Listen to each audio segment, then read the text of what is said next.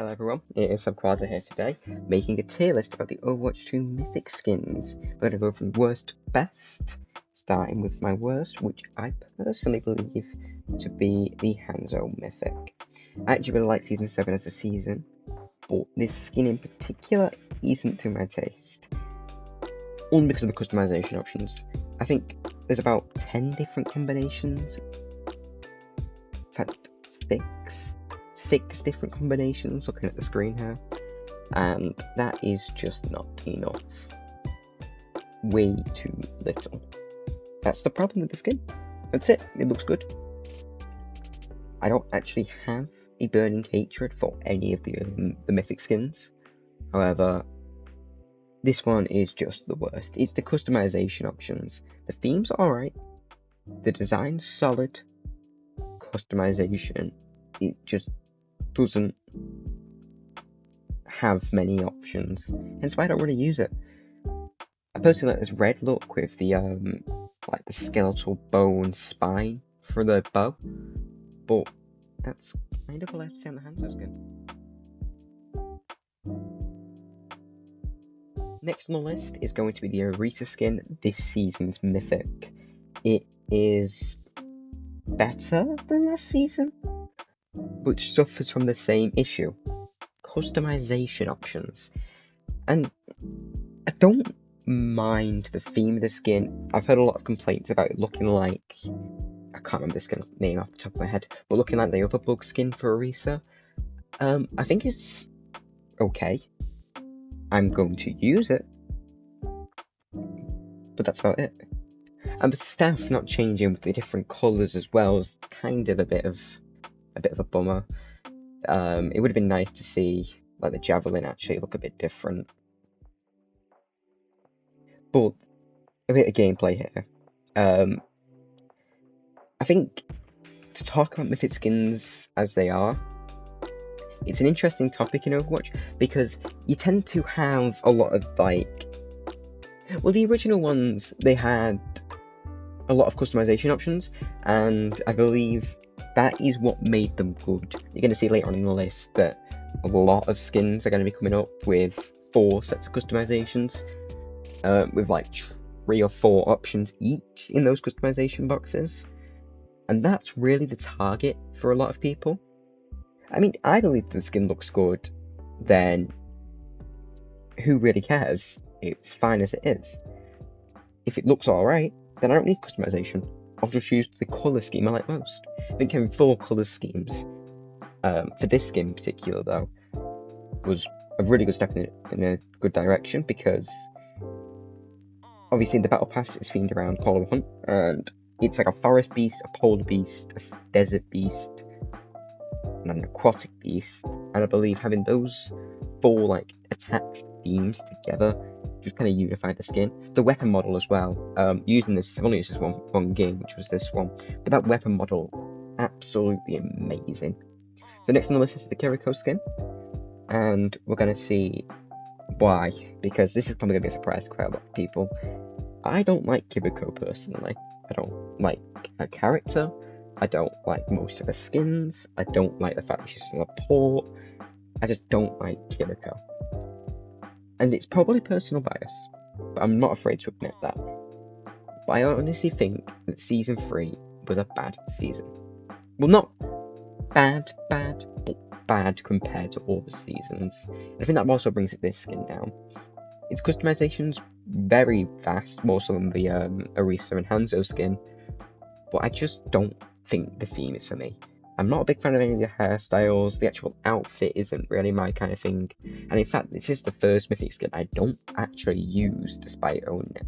I use Rogue from Season 5, I think that's just better, with the little amount of Kiriko that I play, of course. So since I don't play Kiriko often, I've just got some practice range footage of me just kind of showing off the skin a bit. I do like the weapon model, but I just feel like it's a bit annoying how the theme went to Kiriko, when you could have had someone who's perhaps not like Asian related in this position, because I feel like having just some character who doesn't relate to the theme at all getting the skin and it working well is a really good, like, method in my opinion. And you'll see that with the Junker Queen skin, and even the Ana skin to some extent later down the line. I like the ult design, but I just kind of wish the skin was for a different theme. Other than that, though, I don't really have any more thoughts on it. It's okay, and the only reason it's above the Orisa and the Hanzo is because of the customization options.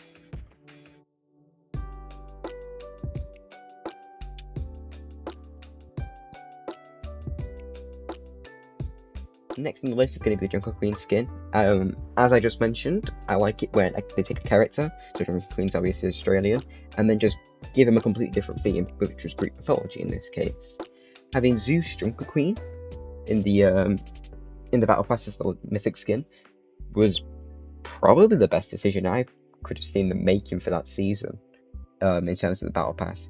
Season 2 was a strong season, arguably one of my favourites. But this skin was great. And then all the events tied to it, Battle for Olympus and things like that, really made the skin good. It doesn't have as much customization as Kiriko, but I'm willing to look past that because I don't think there is a single bad combination. Personally, I used the blue colour scheme, which you won't be seeing it here because I messed all my skin colours up during the previews.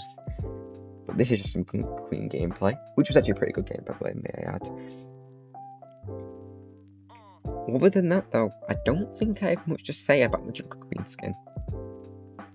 I think Mythic skins recently have took a turn for the worse, generally. I mean, the previous 2 Mythic skins have been at the bottom of the barrel in terms of quality. For me, anyway. And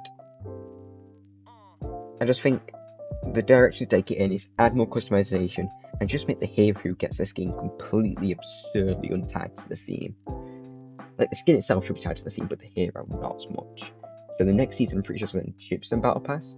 So I saw a comment on a YouTube video about, I think it was yesterday, and they said Ramattra should get the skin, and I think they mentioned a Ramattra Anubis skin, which I just thought was a great idea. I'd use that, and I've played quite a fair bit of Ramattra as well. So that was kind of my orientation on mythic skins. I'm personally just ranking these on customization options, personal taste, even how much I like the hero. It does play a factor. I never said it wasn't going to be unbiased. But other than that, the Junker Queen skin, solid, and it's a big step up from the previous 3 that I've mentioned. Next on the list, we're going to have the Ana skin, which, yet again, another example of taking a theme and then just applying that on a character who doesn't really correspond to it. In this case, of course, they made it like a robot version of Ana, which was designed to mimic Ana. And I think some of the voice lines you get from this skin absolutely brought it up, hence why it's above Junker Queen. I think the customizations varied at best. It's not a lot, but it's enough. It's sufficient. I think the main bring up for this one, though, is the voice lines. Like, just the robotic Jarble, and then whenever you kill a Pharah, the voice line. It's really nice. And I think just the design in general is really good. So, that's my thoughts on the Ana skin. I think it was a pretty good skin, and really made the Battle Pass for me. I didn't really like much of Season 6, but this skin was a highlight for sure. Next on the list is the Genji skin. Now, it's obviously, I don't have this skin, personally, but this is just me trying to find it in the menus here. And I do like this skin, I really do. If I had it, it would probably be second, if not first. The customization's wonderful. 2-3-3-3 is amazing. Just every single combination looks nice as well.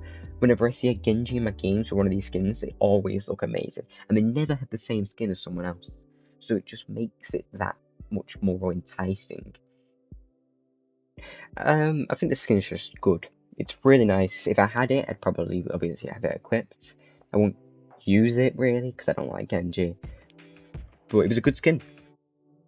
I'm at the point now where I'm just treading over the same ground now. So, yeah, I just like the skin. I wish I had more to say about it. I might have recorded a bit too much footage here, but that just goes to show how much customization there is.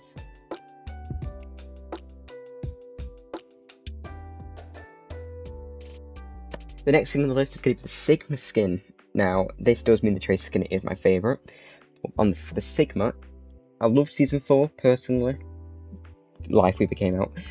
And the entire theme of the Battle Pass was just, quite ironically, stellar. It was stellar.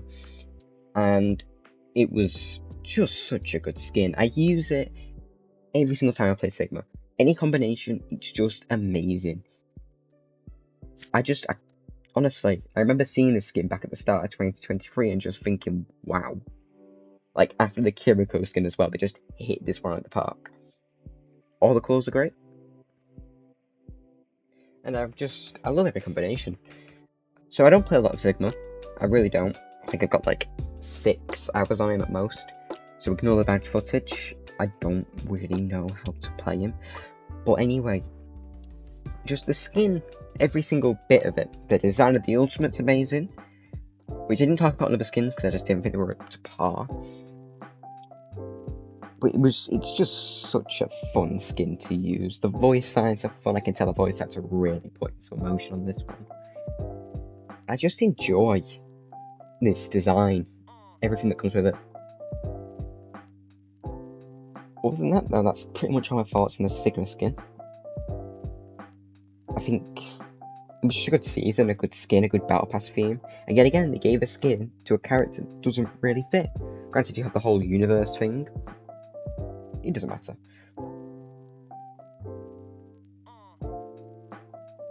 So just while this footage plays, I'm going to give everyone a friendly reminder. So if you've got this far, clearly means you like the video.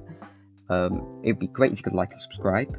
This one's probably my first video I've put actual large amounts of effort into. Voiceovers, actual good editing, footage collection for specific characters, all that stuff.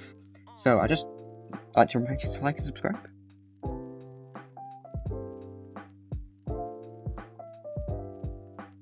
Final skin, of course, is the Tracer Mythic from Season 5, and it is just amazing.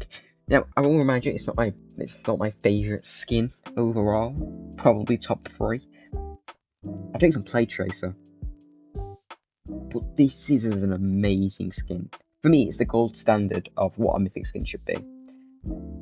Only complaint would be the tier, like the level 60, so the second actual variant of the skin, so the armor, is less than I'd like.